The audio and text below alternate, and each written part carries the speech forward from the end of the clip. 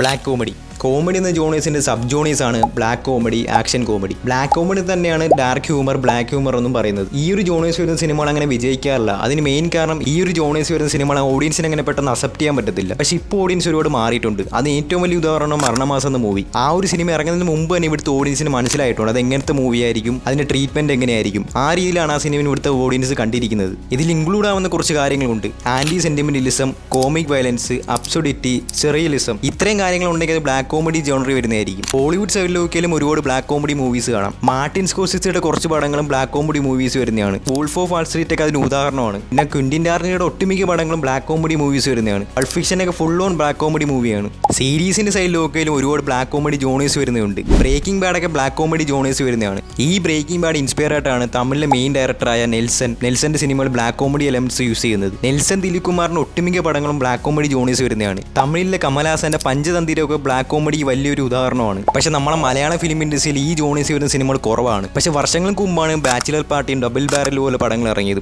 അന്ന് ഇങ്ങനത്തെ പടങ്ങളൊന്നും അക്സെപ്റ്റ് ചെയ്യാൻ റെഡി ആയിരുന്നില്ല. പക്ഷെ ഇപ്പോഴത്തെ ഓഡിയൻസ് അങ്ങനെയല്ല, ഒരുപാട് മാറിയിട്ടുണ്ട്. അതുകൊണ്ടാണ് ഇപ്പോൾ ഒരുപാട് ആ ജോണറിലുള്ള പടങ്ങൾ വരുന്നത്. പക്ഷേ ഇപ്പം മലയാള ഫിലിം ഇൻഡസ്ട്രിയിൽ ഒരുപാട് പടങ്ങൾ ഈ ജോണേഴ്സ് വരുന്നുണ്ട്. അതിന് ഏറ്റവും വലിയ ഉദാഹരണമാണ് പുരുഷപ്രേതം, ജെ ഹേ, മുകുന്ദനുണ്ണി അസോസിയേറ്റ്സ്, പ്രാവിൻകൂടി ഷാപ്പ്, പിന്നെ സൂക്ഷ്മദർശിനി ആവേശമൊക്കെ കുറച്ച് ബ്ലാക്ക് കോമഡി എലമെന്റ്സ് ഉണ്ടെങ്കിലും അതൊരു ഫുൾ ഓൺ ബ്ലാക്ക് കോമഡി മൂവീസാണെന്ന് നമുക്ക് ഒരിക്കലും പറയാൻ പറ്റത്തില്ല. റീസെന്റ് ആയിട്ടൊന്ന് മരണമാസം മൂവി മലയാളത്തിലെ ഏറ്റവും പെർഫെക്റ്റ് ആയിട്ടുള്ള ബ്ലാക്ക് കോമഡി മൂവീസുകളിൽ ഒന്നാണ്. മലയാളത്തിൽ ഇപ്പം തന്നെ ഒരുപാട് ജോണേഴ്സ് ട്രൈ ചെയ്ത് കഴിഞ്ഞു. Survival thriller, survival drama, flock horror, horror mystery, അങ്ങനെ ഒരുപാട് ജോണേഴ്സ്. ഇപ്പം മലയാള ഫിലിം ഇൻഡസ്ട്രിയിൽ ഏത് ജോണേഴ്സിലുള്ള സിനിമകൾ വേണമെങ്കിലും ട്രൈ ചെയ്യാം. കാരണം ഓഡിയൻസ് മാറി കഴിഞ്ഞിട്ടുണ്ട്. ഏത് ടൈപ്പിലുള്ള സിനിമകൾ കാണാനും ഇവിടുത്തെ ഓഡിയൻസ് റെഡിയാണ്.